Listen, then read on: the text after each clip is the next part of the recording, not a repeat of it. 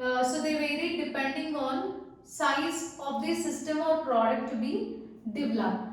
So usually work products include a statement of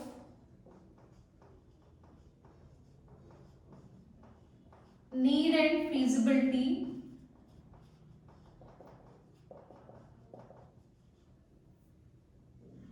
so for majority of the systems, work products include these set of important points.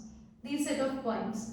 So first point is statement of need and feasibility, and then a bounded statement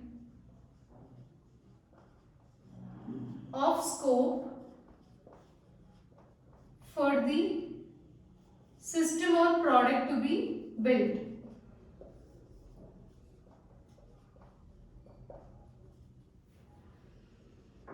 And then, so list of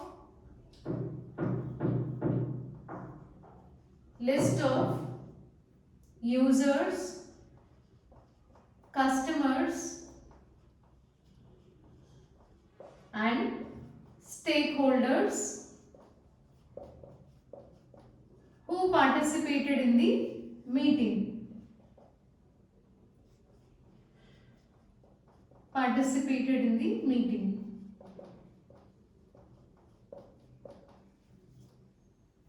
And also list of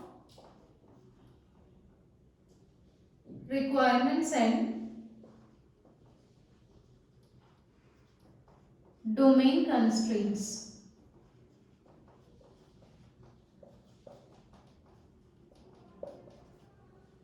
And description of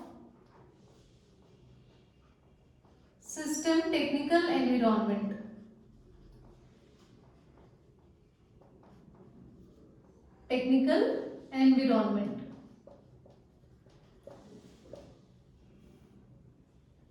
And any prototypes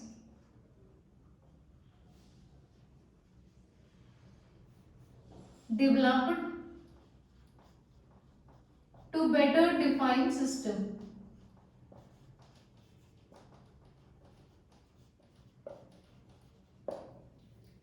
So usually work products, they vary depending on size of the product or system to be built, but in majority of the systems, work products include all these things. So it includes statement of need and feasibility. So that means why we need to develop the system, and we need to discuss about feasibility of the system, and also bounded scope for the product. So here we need to explain scope of the product or scope of the system to be built, and list of users, customers and stakeholders. So we need to provide this complete list, the members who participated in the meeting. Then list of requirements and domain constraints, all the requirements which are gathered during requirement analysis phase. So that list should be provided along with domain constraints. And then description of system technical environment, the technical environment in which we are going to build the system, that description should be provided. And any prototype, so sometimes we will be developing prototype in order to define the system in an efficient or effective manner. So if there are any prototypes like that, then those prototypes should be included in the work product.